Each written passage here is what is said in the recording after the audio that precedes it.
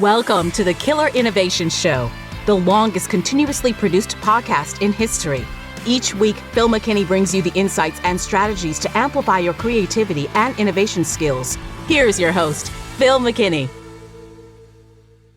Welcome to the show this week. How are you doing? Hopefully you've had a great week coming up with some great ideas and some new innovations. And by the way, if you are working on something that you think is really interesting and you can share it, love to hear about it. So just drop me a note over at phil@killerinnovations.com or send me a direct message over in the innovators.community.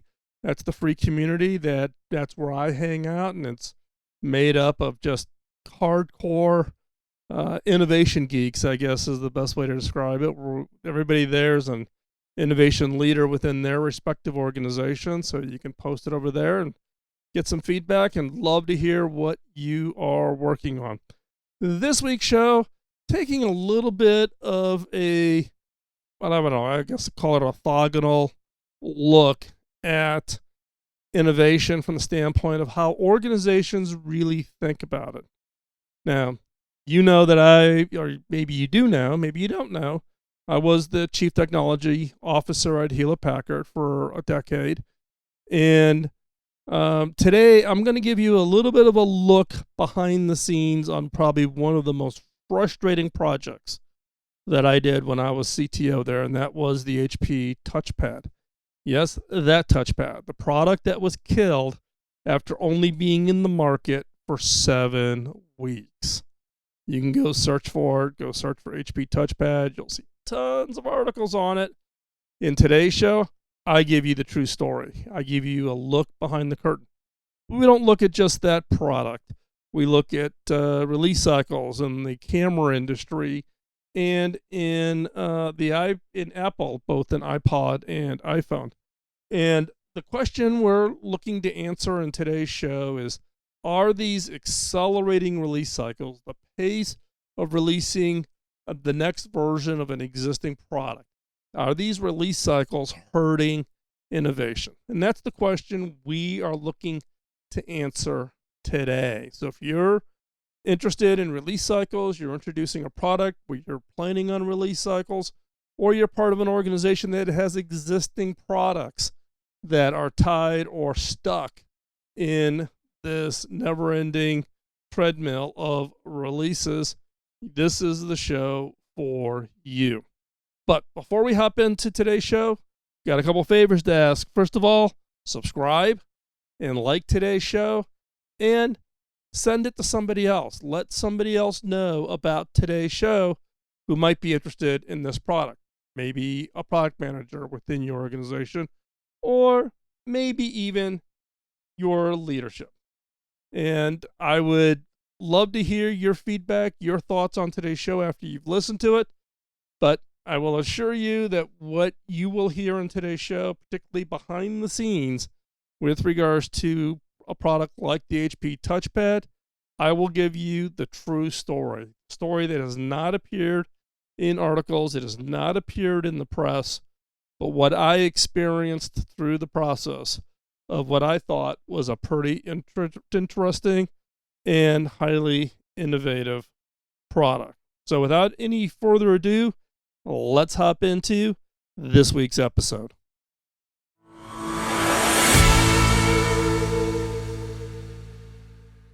Have you noticed that there is just this constant cycle of new product releases? I would categorize most of these product releases as being meaningless changes. They don't add a whole lot, but they get caught up in doing these repetitive cycles on some form of artificial schedule.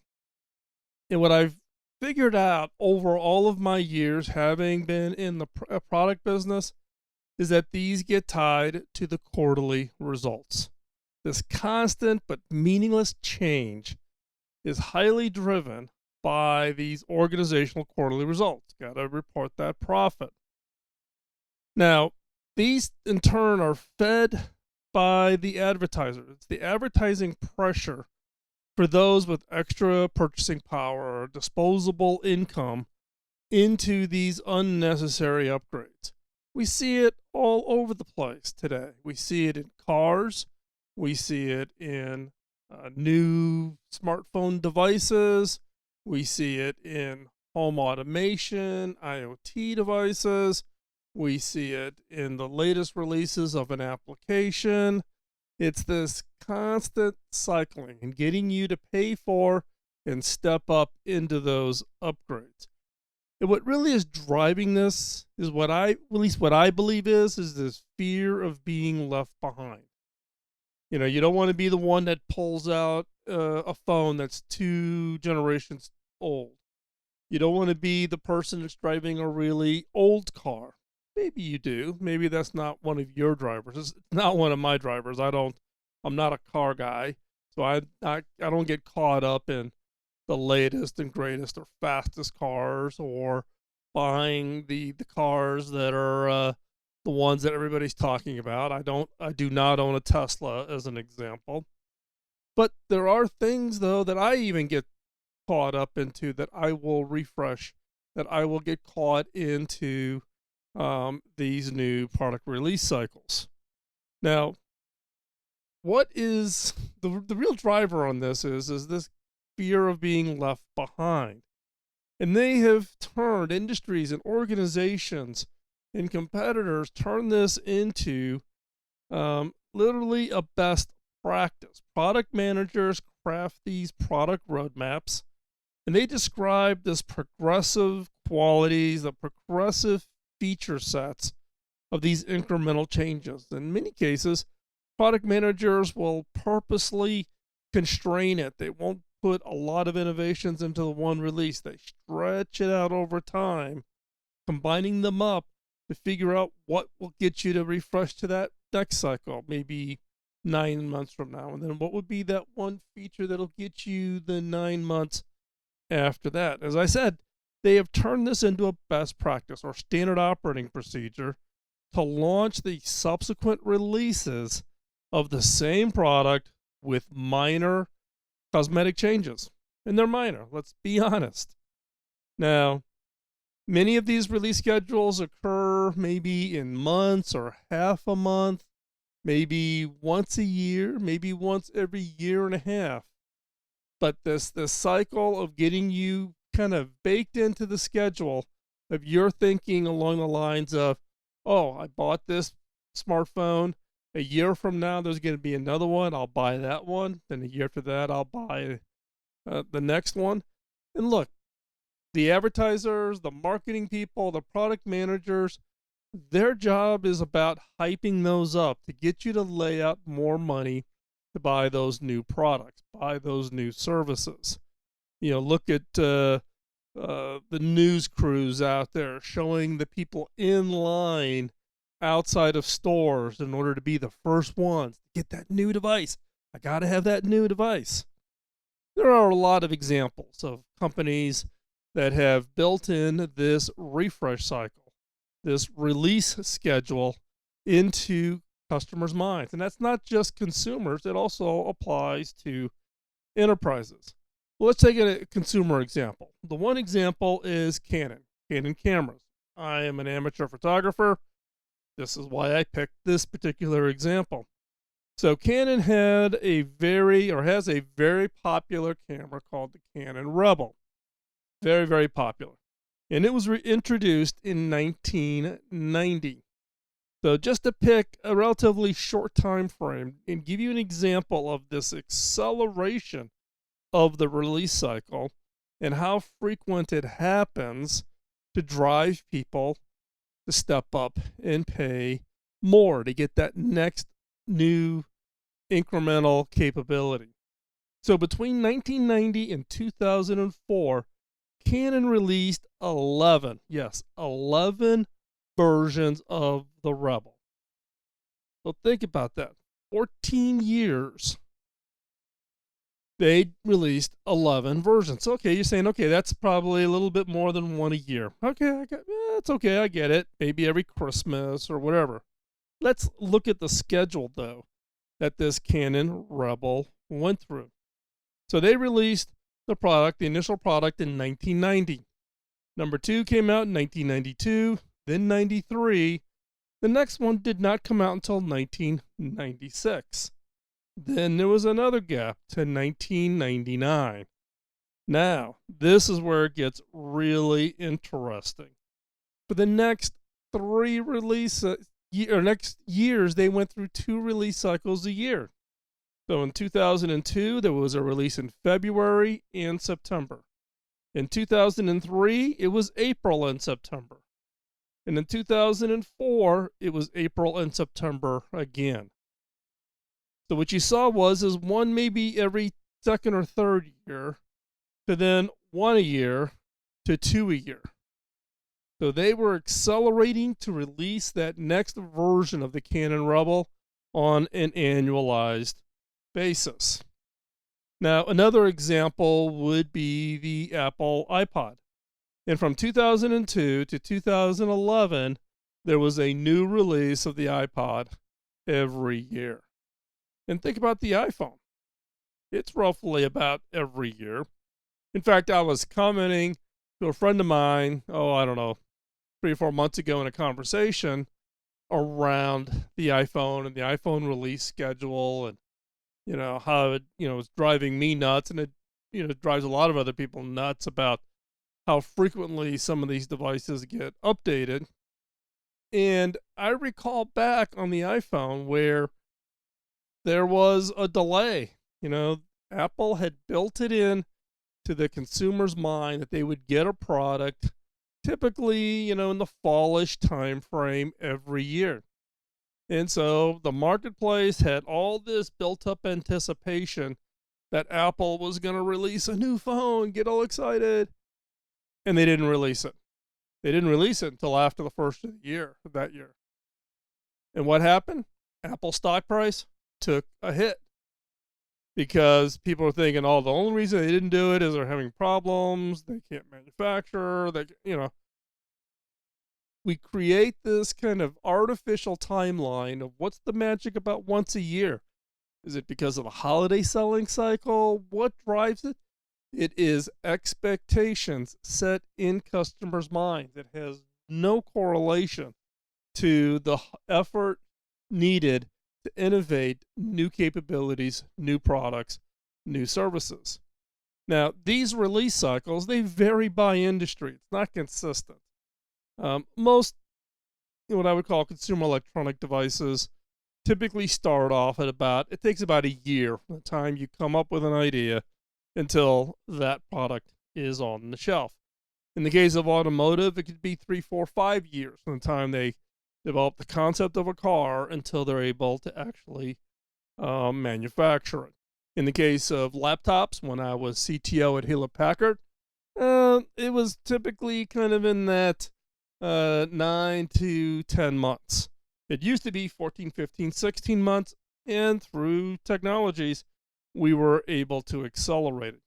Now, there's a lot of things that make up these refresh cycles. It could be tooling, and this tooling, the ability to do more advanced tooling and faster tooling allows you to reduce that cycle. Buying subcomponents, using suppliers for consistent components like cameras going into a laptop or the camera elements going into a smartphone. Those are all coming from subcomponent manufacturers. Hardware can be standardized. Standard processor. So the processor in device A is the same processor in device B. You get volume pricing. It allows you to reduce your cost. It reduces your risk, and you can refresh. You can have a faster cycle time. However, software nowadays is where intellectual property is created. It's where the unique experience is. Now, I'm talking about this in the form of technology products. But look, release cycles apply to a lot of things. It can, it can be attached to fashion. It could be attached to home appliances. It could be attached to a whole variety of things. So it's not just smartphones and laptops and PCs and those types of things, which you may think that that's what I focus on because of my career history, but it applies to everything. And nowadays, some cycles are 3 to 6 months. Literally, as soon as you get the product out, there's another one coming out right on its heels. Now, inside of organizations, now I'm thinking about this as you're inside of an organization, you have existing products and services, you are the innovator. Now, what is it you want to create? As an innovator, you want to create revolutionary products. You want to break the mold. You want to create something new. You want to create something different, something that is really a standout innovation. However, when the quarterly profits are reported in an organization that becomes really tied to these refresh cycles, the pressure to pump up sales, pump up profits, comes from shortening the release cycle, making the release cycles more frequent in order to try to drive people to step up and buy that next one. So you buy, a phone, and then 10 months later there's a new phone, and if you keep that and you take the cycle, which was a year, and you make it now regularly 10 months, you actually can use that acceleration of the release schedule to drive profit and margin. And this becomes for lack of a better descriptor, it becomes a drug that many organizations get hooked on. When these quarterly profits get driven by doing these release cycles, it conveys a false sense of innovation capability to shareholders, to investors. Because everybody sits back and goes, wow, look at that increased productivity. They've accelerated revenue growth. They've got new features and new capabilities. And they're able to do that through controlled spending. Well, it's an artificial window dressing. It's not real. You're using the refresh cycle to drive it. And organizations that really get hung up on this, they fail to make those long-term investments, and they fail to show a willingness to introduce or invest in revolutionary products. Because what are you going to do? Am I going to put $1 into an unknown product on an unknown time in the future that is going to drive revenue, or do I just feed the next release schedule? And where do CFOs want to make that investment? Into the sure thing, into that next release cycle. So let me give you an example. This is a personal example. Now, I've never talked about this on the show very much or publicly very much, but with this topic, I think I need to kind of pull the curtain back so that you can hear from me on what happened on a very high profile, very visible product that the press got wrong. Most people got wrong as to what was the real issue. That product is the HP touchpad. So the HP touchpad, HP introduced this. So this would have been summertime-ish 2011. It was based off of some HP tablet work that was already underway at HP. In fact, go over to the show notes. I'll have a link to maybe one or a couple of YouTube videos that give you some insight into the work that we were doing in tablets. One of those videos is me demonstrating a very, very rough proof of concept, rough hardware prototype of some of this early tablet work. So the HP tablet work was already underway, had been for many years, and HP had acquired Palm in order to get access to WebOS, which even to this day I think is a phenomenal portable mobile operating system. So it was a combination of the HP tablet work and WebOS. Now, what ultimately happened? Well, the product was released, and then it turned around, and the HP board of directors killed that product 7 weeks later. Yes, 7 weeks. Now, I was the CTO at the time. I was one of 2 executives that pushed really hard to do the Palm acquisition. I led the technology due diligence on the Palm acquisition. around WebOS. Part of my innovation program office team in HP Labs was doing the work on the tablet. The Palm team doing WebOS, led by Andy Grignon and the team there, which were a lot of ex-Apple people doing phenomenal work. We thought we were on a path. Now, at that time, I also had taken a little sabbatical, so I was out for about 2 months. I had to have a really kind of minor medical procedure, and I thought, I hadn't taken vacation in 3 or 4 years at HP, so combined with that, I decided to take some time off. So literally from the roughly July 1st until Labor Day, I was unplugged from HP. Lo and behold, guess what happened? All of this came to roost right in this time frame, the 7 weeks. Now, what really drove it? What really drove the 7 weeks? Quite honestly, people say, oh, the leadership didn't have confidence or whatever. In reality, it was internal fighting. It was internal organizational fighting at HP. What was that fighting? That fighting was you had traditional product groups which were hooked on this release schedule. Introduce that new product, introduce that new laptop, that new printer, that new whatever, and keep that release cycle going, getting people to step up, buy the next printer, buy the ink, buy the next laptop, buy the next whatever, right? Get them on that release schedule. And dollars invested in new products like the HP touchpad or the GPS product, which I've talked about in a previous show about what went wrong with that product. The internal teams, the teams that were on the more traditional product side of the business, which were tied to these release cycles, basically came out and were very negative. Internally, were very negative against anything new, anything that would funnel any dollars away from the next release cycle to be invested in anything new, anything that was truly innovative.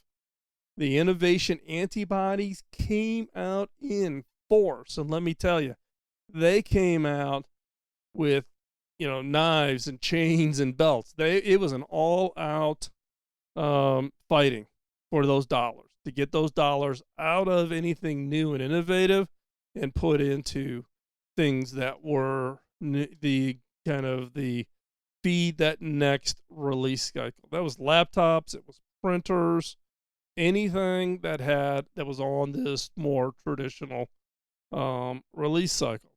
The mentality is look, release cycle types of products where it's very, very incremental, cosmetic things. Oh, we're going to go from a black plastic case design on laptops to go to a silver aluminum look case. Woohoo! Exciting. But they're safe bets. They're low risk. And inside of a lot large organizations, in many cases, particularly if they're public, it's about the safe bet. It's about the low risk. And at that time, the CEO leadership and the board of directors at HP did not have a high risk tolerance. They only wanted the safe bet. They wanted assurances that the company would meet its quarterly numbers each and every quarter. That was the only criteria. It wasn't a criteria about, driving long-term growth or, creating products that transform people's lives. No, it was all about being driven to the quarterly number. That was the one and only metric that was driving all of these activities. So this internal fighting basically got way out of control. And ultimately, that's what killed the touchpad, and it killed a whole range of products. And I can go through a whole long list of them where this infighting resulted in anything that was new, anything that was innovative, anything that was not a feature of an existing product as part of its release cycle was attacked by the innovation antibodies. Now, we have to, the piece I'm trying to make you aware of is we, as leaders, as an innovation leader, you have to be careful that you don't fall into this trap. You don't fall into this trap where the release schedule gives you a false sense of innovation. Well, look, I put a new feature in. Look, we changed the design. We improved the GUI. If it's part of the kind of product management release cycle, hey, that's great. But don't fall into the trap that you're thinking that that qualifies, check the box, you are a highly innovative organization. That's not really innovation. That's really artificial marketing. That's marketing that describes some new feature as innovation. And maybe you've hired some people that do really good copywriting. They can really take something and really fluff it up and make it sound like innovation. Do not fool yourself. And through this whole experience with the touchpad, if you haven't been a long-time listener and you were not listening to the show, you can go back through this timeline and you can hear, you can probably hear it in my voice or my stress or my frustration during that summer of 2011. Ultimately, in August of 2011, I announced to the HP leadership that I was leaving. I hit the wall. When this happened with the HP touchpad and WebOS and Palm and all of that, I hit the wall. That's it. I pulled the ripcord. I'm leaving. HP did not want to make the announcement that I was leaving. Meg and the team asked me to stay until after they made the announcement because there was also a discussion about spinning out the PC division of HP. So I agreed to sit tight. And ultimately, that decision was made just before Halloween. So on October 31st, I published a blog post announcing that I would be leaving HP. And it's still up. You can go over to philmckinney.com. You can read. The title of the blog post is Goodbye HP. Then I was asked to stay until December 31st, which I agreed to do as part of a transition period, which I did. But let me tell you, my frustration of having gone through the innovation antibodies multiple times, look, you're never going to have a perfect environment where everybody's going to endorse your idea and you're going to, just crush it every time. Innovation is extremely frustrating. And as an innovation leader, get ready. It's a game of endurance. You've got to be willing to suffer through an extensive amount of pain. But the way this was handled, the way the HP touchpad was handled, this is kind of, for lack of a better descriptor, it was innovation antibodies at a beyond pro level. I mean, it was in the extreme category. And at that point, as an innovation leader, you have to make the call. And I made the call. Punched out. I'm done. That's it. This is not an organization that truly understands what does it mean to be a truly innovation. So the question that we started off this episode on, which was, does accelerating release schedules hurt innovation? My answer to you is yes. Yes. You need to invest in innovation not linked to a release schedule. There's the 7 laws of innovation. If you've not read that post, go over to philmckinney.com. Just search for 7 laws. It'll come up. There's a whole series of them. 2 of the laws: law of patience, law of resources. Law of patience says innovation takes longer than you think. It's messy. You're going to uncover things. You're going to try things that are not going to work. Trying to force innovation to be predictable into a release schedule really is not innovation. That's pure incrementalism. It's pure cosmetics when you take no risk and you're just incremental feeding. The other is the law of resources is don't tie your resource commitment to an innovation to a budget cycle or to a release cycle. Meaning we'll invest as long as you can make it into the next release. But if you can't make it into the next release, That's too long range. We can't make that investment. We can't create a 2-year budget commitment around an innovation project or a 5-year budget commitment. That's an organization you're in, then you're not really doing innovation. So you need to invest in innovation. It's not linked to the release schedule. It's the law of patience, the law of resources, and go check it out. Go read those over at philmckinney.com. And the one thing that I would give you as an innovation leader is fight the urge to be like everyone else. You're going to say, well, hold on. We're in this industry, and Acme company over here is putting out a new release every year. Okay? And so therefore we have to. Okay? So you are a fast follower. You're not an innovator. If your direction is we have to because our competitors do it, then you're a fast follower. You're following their lead. You're letting their strategy drive your direction. You can win. It's not an either or. Release schedules are not bad inherently. But when you become so focused on the release schedule to the detriment of innovation, that is what I'm talking about. You can win. It's not either. It's both. You have to have a release schedule, and you need to feed the long-range innovation. To win, just don't ignore the long term in favor of just hitting that release schedule. That is what I'm emphasizing here. That is what I want you to keep your eyes open for, and that's the trap you need to avoid. So hopefully you learned something in today's show, how you should be thinking about your release schedules and how you should be thinking about longer term, unpredictable investments with innovation. So again, check out the show notes. Check out some of the past postings over on the blog over at philmckinney.com, particularly around the 7 laws of innovation. Before we say goodbye, a couple things. One is I would ask that you, again, subscribe, like the show, give us some comments, and most importantly, tell others. Share on social media, share with friends, colleagues, or even the leadership within your organization. If you think this is an episode or a show that others should be listening regularly to, I would greatly appreciate it. The purpose of the show, the purpose of why we've been doing this for now 16 years, we've started season 17 back on March 1st.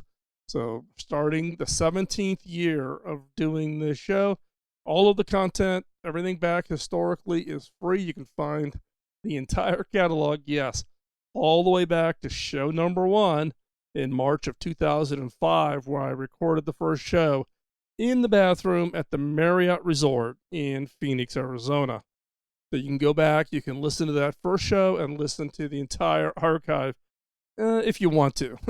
But we've been doing the show, we've been giving away the content for free as a way for me to pay it forward. That was the ask from my mentor when I asked him how I could pay him back. He laughed and he said, "You can't pay me back. Pay it forward. Invest in others. Share your expertise, share your knowledge with others so that they can then use that knowledge and use that expertise for success in their own career." And that is what drives me to do this show each and every week for the last 16 years. So all I ask is help me to pay it forward by letting others know about the show. And I would greatly, greatly appreciate that. We're also looking for any content ideas, any questions you would want addressed in the show. We've got a couple that have come in. We will be doing those in upcoming shows here.